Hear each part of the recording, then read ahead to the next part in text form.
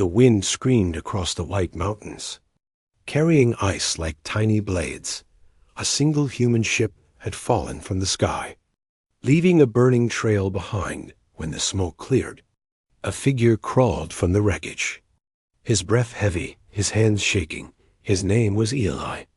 He had crash-landed on a frozen alien world, far from any Terran route, far from any help. His ship was broken beyond repair, its power core cracked, and the cold was already cutting through his clothes. Eli stumbled through the snow until his legs gave out. He thought this was the end, but just before darkness took him, he saw a shape moving through the blizzard, light steps, white fur, and golden eyes that glowed softly against the storm. When he woke, he was lying near a small fire, wrapped in soft fabric that smelled faintly of wildflowers. A voice spoke gently. "Don't move." "Human." He opened his eyes and saw her, a young woman with fox-like ears and a long tail curled beside her. Her name was Lyra. She looked at him carefully, her face half hidden under a hood. Eli tried to speak, but his voice cracked. "Where am I?" "In the northern mountains," she said quietly. "My village found your ship. I told them you were a wanderer from the frozen plains." Eli blinked, confused. "You told them I'm not human?" Lyra looked away, her tail twitching. "If they knew what you are, they would have left you to die." The fire crackled. Snow fell outside the wooden hut, and for the first time, Eli realized how fragile his life was here. He whispered, "Why did you save me then?" Lyra hesitated for a moment before answering, "Because you looked lost. And I've seen enough lost things in this world." Her words were soft, but her eyes carried sadness, something deep and old, for days. Eli stayed hidden inside the small hut while Lyra brought him food, herbs, and old tools to help fix his beacon. Every time she entered, she spoke little, always leaving before he could thank her. But Eli noticed the small things, how she listened from outside when he worked, how she blushed when their eyes met. She would tell him stories of her people, the Viren, fox-kind beings who once ruled this land before humans came to the stars. They hated Terrans, blaming them for the war that burned their skies generations ago. Lyra's voice always dropped when she spoke of the war, her tail wrapping around her legs like she was hiding something. One evening, Eli said softly, "Your people sound proud, but you don't seem to hate humans." Lyra froze for a moment, her hands trembling as she placed food near the fire. "Not all of us carry hate. Some of us remember the old stories of kindness." The next day, Eli managed to power a small part of his ship's beacon. The light flickered faintly against the snow. He hoped someone from the Terran fleet might see it, but Lyra grew quiet when she saw the beam. "You shouldn't do that," she warned. "If the villagers see it, they will know you are not one of us." Eli frowned. "Then what should I do? Just hide forever?" Lyra stepped closer, her golden eyes glowing in the dim light. "Just stay alive for now," she said, her voice breaking slightly. "I'll find a way." That night, the wind howled again, louder than before, shaking the small wooden walls. Eli couldn't sleep, his mind filled with questions. Who was this strange fox girl, and why was she risking everything for him? He got up quietly and stepped outside, the cold biting into his skin. He saw her standing near the edge of the forest, speaking softly to someone in the shadows. Her voice was low, but the wind carried fragments of her words. "He must never know who I truly am." Eli froze, hidden behind the tree. The figure she spoke to stepped closer, another fox kind, older, wearing armor, their tail longer and marked with silver rings. "You are playing with danger, Lyra," the figure said. "If the council learns of this, you will lose everything." Lyra lowered her head, her ears folding back. "I know, but I can't leave him to die." The older fox turned away. "Then may the stars have mercy on you. When she returned to the hut, Eli was already pretending to sleep. Lyra sat beside the fire quietly, staring at the dying flames. Her face looked calm, but her hands trembled, and her eyes glistened with silent tears. She whispered something to herself, words so soft even the wind could barely carry them. He doesn't remember me, does he? Outside, the storm grew stronger, covering the wrecked ship under layers of snow. The beacon light flickered weakly and died. Swallowed by the blizzard, inside, the human slept, unaware that the girl who saved him carried a secret that could destroy them both. And somewhere beyond the mountains, two golden eyes watched the frozen valley, waiting for the day truth would rise again. Morning came slowly over the frozen hills, the snow glowing gold under the weak sun. Eli woke to the smell of warm broth and the sound of Lyra humming softly. For a moment, he almost forgot he was stranded on an alien world. Then the memory of the crash returned, the fear, the cold, the strange girl who had saved his life. He sat up and smiled weakly. "You're up early again," he said. Lyra didn't look at him. "The storm broke," she whispered, "and someone is coming," before Eli could ask. The door to the hut opened with a sharp crack of ice. A tall figure stepped inside, snow falling from her cloak, armor glinting faintly beneath. Her golden eyes burned brighter than Lyra's, and her voice carried power. "Lyra," she said firmly. "You disappeared for 3 days." Lyra stiffened, her tail lowering. "Sister," she said softly. "I was helping a traveler." The woman's gaze turned to Eli, and for a second the fire dimmed. Her name was Cerise, commander of the Fox Dominion's Northern Patrol. Every movement she made was precise, controlled, deadly. Eli felt her eyes scan him like a weapon sight. "You are no wanderer," she said coldly. Lyra stepped in front of him. "He is hurt, Cerise." "Leave him be." Cerise's tail flicked sharply. "He smells of iron and smoke, not of our kind." Eli tried to speak, but Cerise's hand shot to her sword hilt. Lyra raised her own hand, her voice trembling. "Please." "He means no harm."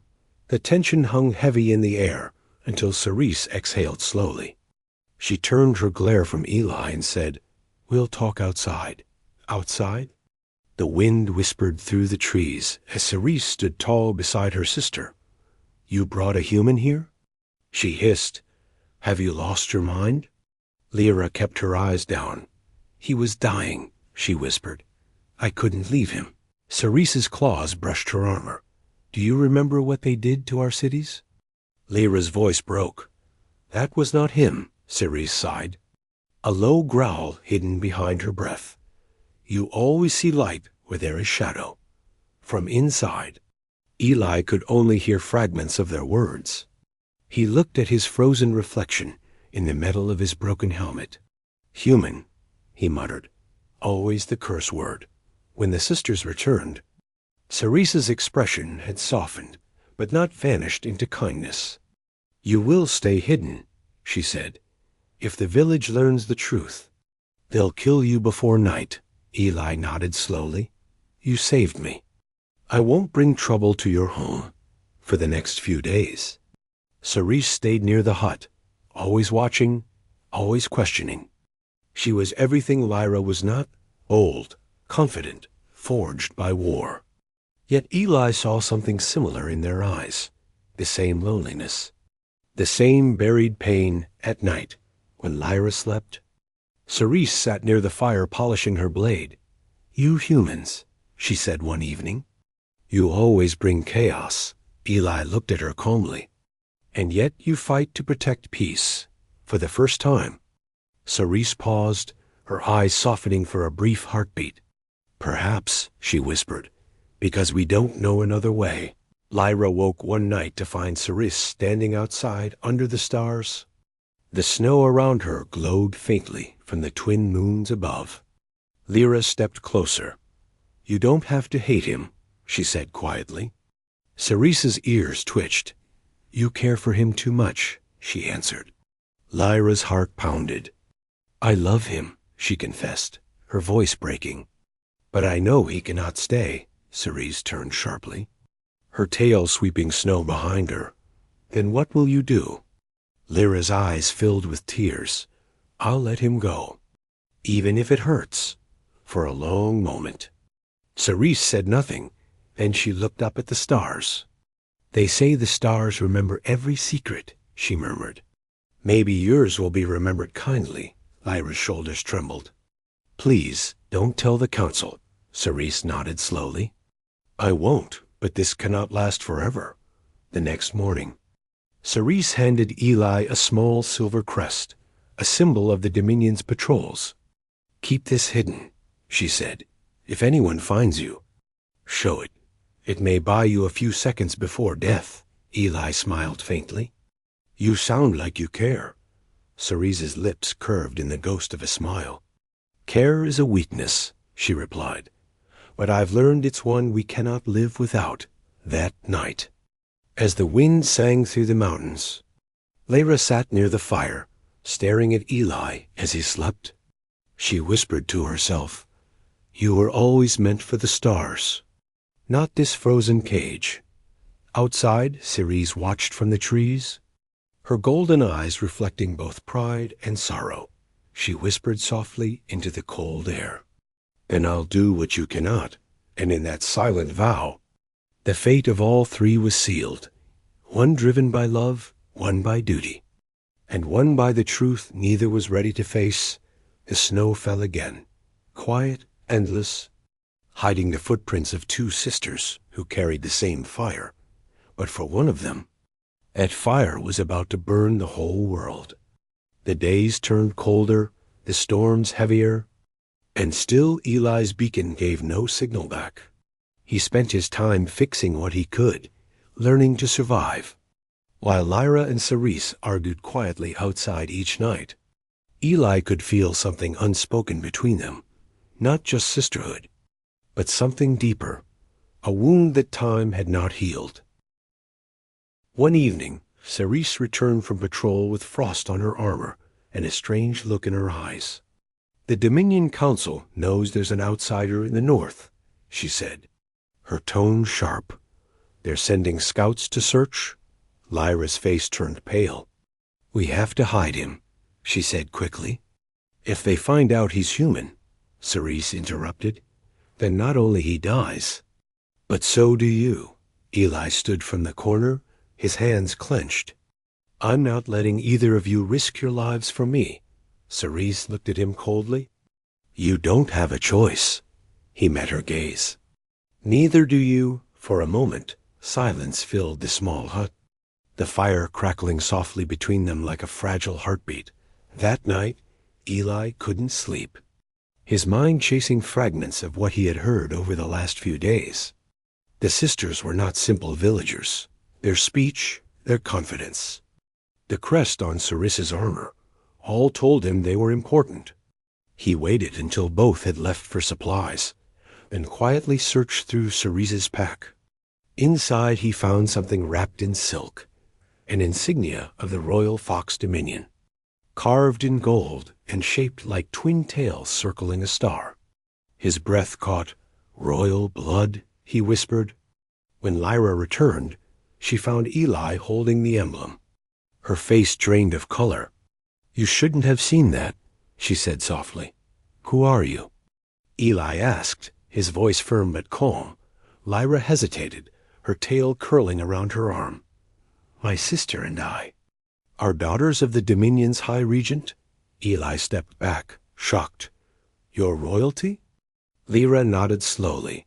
And you, human, are the reason I'm hiding in exile? Eli didn't understand. What do you mean? Lyra looked away, tears forming in her eyes. During the Great Stellar War, our father fought humans. He believed peace was weakness. Her voice shook. But one human saved my life when I was a child. He pulled me from the flames of a destroyed outpost. Eli froze. That human was... Lyra nodded, her eyes glimmering. You were a young soldier then. You didn't remember me. But I never forgot. Eli sat down, stunned, his mind replaying the chaos of that war. The colonies, the smoke, the screaming. I thought everyone there died, he whispered. You saved me, Lyra said. And I swore I would repay it someday. Her tail brushed the floor gently. That's why I found you in the snow. At that moment, the door burst open. Cerise entered, her face hard and pale. The scouts are coming. They're already at the valley, she said quickly. We must move now. Lyra reached for her cloak, but Cerise grabbed her arm. No, I'll lead them away. You take him to the East Ridge. Lyra shook her head violently. You can't. They'll recognize you. Cerise smiled sadly. I was born to be recognized. Eli stepped forward. I won't let you fight alone. Cerise looked at him, her voice softer than ever before. You're brave, human. But bravery won't stop a plasma spear. Lyra's hands trembled as she handed Eli a small metal locket. This holds the coordinates of an old Terran outpost nearby, she said. If anything happens, go there. Eli nodded, his chest tight with emotion. As night fell, the snow began to burn orange from distant explosions. Cerise had gone to meet the scouts, while Lyra and Eli hid in a cave near the ridge. The walls glowed faintly with crystal veins. Reflecting their firelight, Eli sat beside Lyra, the silence between them thick and painful. Your sister, he said quietly. She's risking everything. Lyra looked down. She always does. She thinks she's protecting me. Her eyes lifted to his. But she doesn't know. I've already made my choice. Eli frowned. What choice? Lyra smiled sadly. If it comes to it, I'll reveal myself. The council will listen to royal blood. Eli shook his head. You'll die. Maybe, she said softly. But if my death can stop another war, then it's worth it. Her voice broke slightly. I won't let them take another human from the stars. The ground shook as distant fire roared across the valley. Eli stood, his jaw set. We can't keep running forever. Lyra looked up at him, her eyes full of fear and love. Then promise me one thing. Anything, he said. If we live through this, she whispered. Don't hate my people. Eli nodded slowly. I won't. Outside, the snow glowed red with fire, and the shadows of war crept closer. Lyra closed her eyes, whispering words of an ancient vow. Stars above, protect those who have no hate in their hearts. Eli placed his hand over hers. You're not alone anymore. At that moment, a flare streaked across the sky. Cerise's signal. Lyra gasped. She's surrounded. Eli grabbed his coat. Then let's end this. The two ran into the storm, the human and the fox girl, heading toward the flames. And as the wind roared around them, Lyra's secret, her hidden bloodline, burned brighter than ever.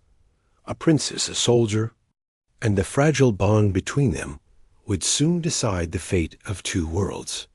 The night was alive with fire and thunder. From the high ridge, Eli and Lyra could see the valley below burning, great plumes of orange light against the dark snow. Cerise's signal flare still glowed in the distance.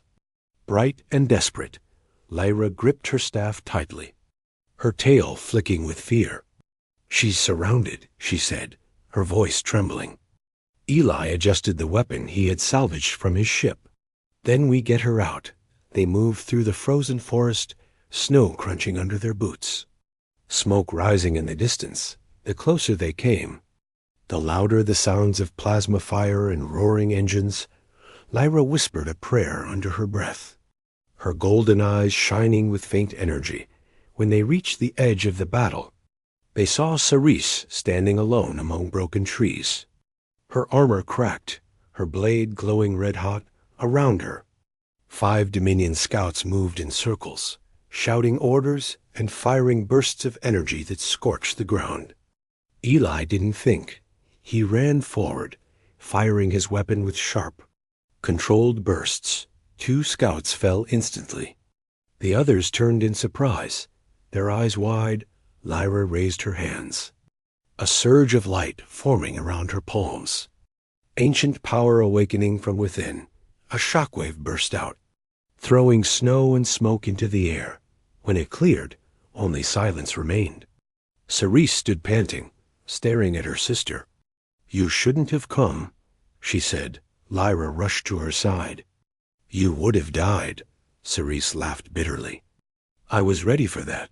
Eli looked around at the destruction. The trees burning blue from plasma residue. "Not tonight," he said. "We still have time." They moved away from the battlefield, heading deeper into the mountain pass, but the sky above began to glow again. This time not from flares, but from ships. Dark silhouettes broke through the clouds. Dominion carriers. Cerise cursed under her breath. "They sent warships." Lyra's eyes widened. "They'll burn the entire valley just to erase us." Eli checked his beacon device. Its signal pulsing faintly. Then maybe it's time someone answered. He pressed a sequence on the beacon, redirecting the frequency toward old Terran military codes. Lyra stared at him. "You're calling your people?" Eli nodded. "If they hear me," he said quietly. "They'll come." Cerise shook her head. "That will only bring more death." Eli met her eyes. "Or peace, if we show them something worth saving." As the first Dominion gunship descended, the ground shook violently. Cerise stepped forward, blade drawn. "Go," she ordered.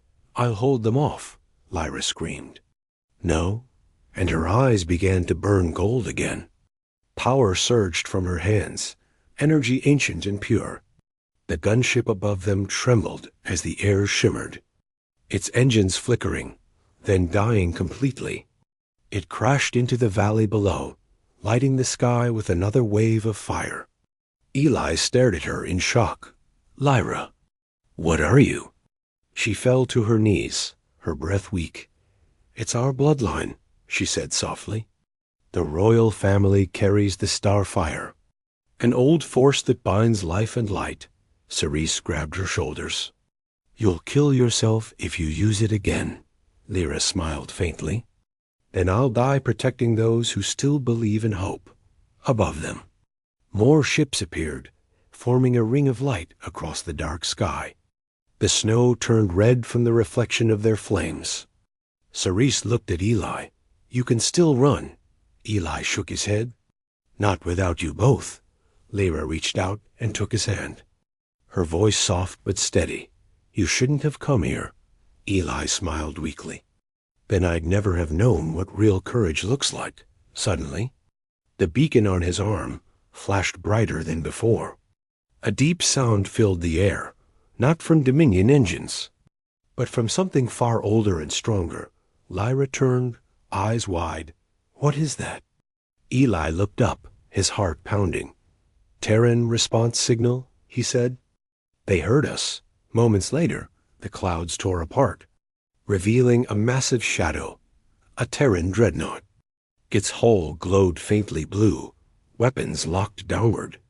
For the first time in centuries, a human warship entered Dominion skies. The Dominion fleet froze, their captains unsure whether to fight or flee. A voice echoed from the dreadnought's transmission, calm and heavy with authority. "This is the Terran Vanguard. Responding to distress code Alpha 9. Identify yourself." Eli's voice shook as he answered. "Eli Marin, survivor of crash site K3. I have Dominion civilians with me. Do not fire." The response came slowly. Acknowledged, holding fire. The burning sky turned quiet again, filled only with the hum of engines and falling snow. Lyra's body trembled, her light fading. Cerise held her tight. "Stay with me?" Lyra smiled weakly. "You see, sister, he came back. The humans came back." Eli knelt beside her, his voice breaking. "You saved both our worlds tonight." Her hand brushed his cheek gently. "Not saved," she whispered, "only reminded." As the Terran dreadnought hovered above, The Dominion ships began to retreat slowly, their commanders silent in awe. The war that had slept in the stars stirred once more, but for now, under the burning sky, a fragile peace flickered, held together by one fox girl's light, and the human who refused to leave her behind. The storm was gone, but the sky still glowed red from the wreckage of ships that had fallen. Snow drifted silently over the valley, covering the burned ground like a fragile blanket. Eli walked slowly beside the medical shuttle. His breath rising in clouds, inside, Lyra lay on a white bed. Her skin pale, her breathing weak, the glow in her eyes fading with every passing minute. Cerise stood near the door, her armor cracked and her tail motionless. "She used too much of her power," Cerise said softly, her voice trembling despite her strength. Eli looked at her.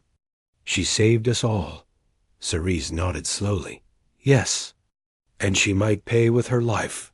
The Terran dreadnought hovered above, silent and unmoving, its crew watching the alien world below with caution. For the first time, Dominion and Terran ships shared the same sky without firing.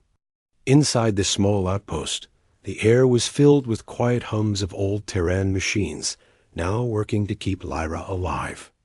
Eli sat beside her bed, holding her hand gently. "You said you'd show me the stars," he whispered. "Don't leave before that." Lyra's lips moved faintly, her voice a fragile whisper. "Are the stars still beautiful?" Eli smiled through tears. "Yes, but none as bright as you." Cerise stood near the window, watching the horizon where smoke still rose. She turned to Eli, her eyes sharp but heavy with emotion. "The council will call this treason," she said. "You being here, me protecting you, and her." Her voice broke. "They'll call her a traitor to the throne." Eli looked at her calmly. "Then let them," Cerise frowned. "You don't understand our ways." "I understand loyalty," Eli said. "And love, that's enough," for a long moment. Neither spoke. Then Cerise whispered, "You changed her, human." "I never thought anyone could." Eli looked down at Lyra, her fingers still warm in his. "She changed me first. Outside." The snow began to fall again, gentle, endless. A message came through the Terran ship's comms. "Command requests extraction. You are to return to orbit immediately." Eli ignored it. Cerise stepped closer. "You must go," she said. "Your people are waiting." Eli shook his head. "Not without her," Cerise sighed. "She may never wake up." "Then I'll wait," he said simply. Lyra stirred faintly at his voice, her tail twitching slightly. Her eyes opened halfway, glowing weakly. "You stayed," she whispered. Eli smiled. "I promised." Tears slipped down her cheek. "You shouldn't have." He shook his head. "I should have done it long ago." Cerise turned away, hiding her tears. For years she had carried the weight of war, the hate for humans, the anger for what was lost. But now, as she watched her sister and the human beside her, something inside her cracked. "Maybe peace isn't weakness after all," she whispered to herself. Hours passed. The storm outside finally died. Lyra opened her eyes fully, her voice weak but clear. "Is it over?" Eli nodded. "For now." Cerise walked closer, kneeling beside her sister. "The council will want answers." Lyra smiled faintly. "And give them truth." "What truth?" Cerise asked. "That love did what war never could," Lyra whispered. The room fell silent. Only the hum of machines and the slow rhythm of her heartbeat remained. Eli leaned closer. "Rest now," he said softly. "You're safe." Lyra smiled one last time before her eyes closed again. Her breathing calm, steady, alive later, when dawn came. The Terran commander landed on the surface. He looked around the damaged valley and then at Eli. "We thought you were dead," he said. Eli looked at the horizon where the twin suns were rising. "I was," he said quietly. Until she found me, the commander frowned. What will you do now? Eli looked back toward the outpost where Lyra slept. Stay, he said. There's peace to build. Cerise walked beside him, her once cold expression now softer. The Dominion will resist, she warned. Eli smiled. Then let them see what hope looks like. Cerise gave a small nod. Perhaps we can start again. Together, Eli said. Weeks later, a signal left the frozen planet. Carried by the Terran beacon, it was Eli's voice. Calm and full of quiet strength. To all ships within range, he said. The war between Terrans and the Dominion is over. We will not fight again. For the galaxy has seen enough blood. Let it remember this day, he continued, when one human and two fox-born sisters chose love instead of fear. High above, the stars shimmered like 1,000 listening eyes. Inside the small hut, Lyra opened her eyes again. Feeling warmth on her face from the new sunrise, Eli sat beside her, smiling. You're awake, she reached out, touching his hand gently. And you kept your promise. He laughed softly. I had to. Outside, the sky turned gold. And for the first time in generations, no fire, no smoke, only light. The story of the human and the fox sisters spread across both worlds. They called it The Fire Beneath the Snow. A tale of love that ended a war, and in the silence of peace, the human whispered a final message to the stars. Sometimes, the smallest kindness can change the fate of a galaxy.